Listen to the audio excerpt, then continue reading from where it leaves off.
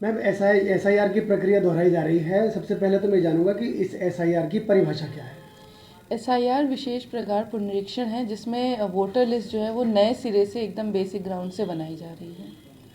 जो लोगों के नाम जो सीनियर सिटीजन है, जिनके 1987 की लिस्ट में भी नाम थे, और उसके बाद कई ऐसा हुआ कई लोगों के नाम कट चुके हैं, जो पुराने लोग हैं, वो कैसे जोड़ेंगे, और जो नए मतदाता हैं उनके नाम कैसे जोड़ेंगे।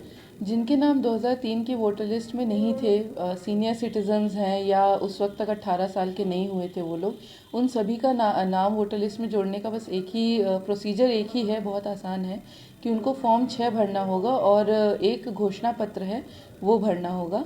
ये जो फॉर्म 6 और घोषणा पत्र है, ये गणना पत्रक बांटते वक्त BLOs को एक्स्ट्रा दिए जा रहे हैं। प्रति BLO 30-30 फॉर्म दिए जा रहे हैं और ये हर वोटर को दिए जाएंगे, हर एक व्यक्ति को बांटे जाएंगे। जो भी व्यक्ति चाहे वो BLO से ये फॉर्म लेके या ऑनलाइन भी डाउनलोड करके ये फॉर्म भर के BLO को दे सकता है। ऐसा कोई मैंडेटरी नहीं है कि BLO को कोई डॉक्यूमेंट्स लेने हैं वोटर से उस वक्त, वो उसका BLO का बस इतनी जिम्मेदारी है कि वो फॉर्म 6 और घोषणा पत्रक भरा हुआ वो उस व्यक्ति से ले ले, और जब 9 दिसंबर के बाद BLO को पुनः भेजा जाएगा डॉक्यूमेंट्स लेने के लिए।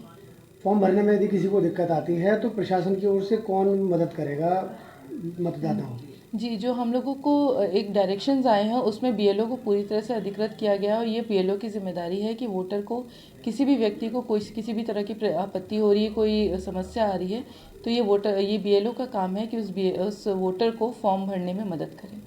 एक और सवाल मैम, जिनके नाम अभी भी लिस्ट में हैं उनके लिए भी प्रक्रिया दोहराई जाएगी।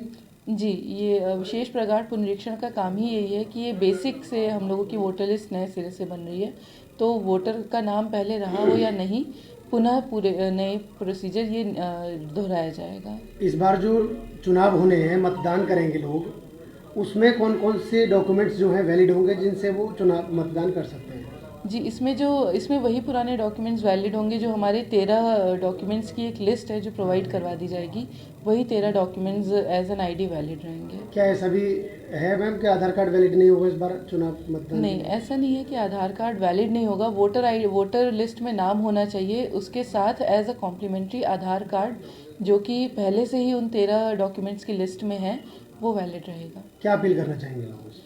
अपील यही रहेगी कि किसी भी तरह की अफवाह पे ध्यान ना दें। जिला स्तर पे भी एक डिस्ट्रिक्ट कॉल सेंटर बनाया गया है। किसी भी मतदाता को अगर किसी भी प्रकार की कोई समस्या आ रही है तो वो डिस्ट्रिक्ट कॉन्टैक्ट सेंटर पे कॉल कर सकता है, या अपने book a call with BLO में BLO से कॉल बुक करके अपने जो संशय है वो शेयर करके जानकारी हासिल कर सकता है, या तहसील पे आ सकता है।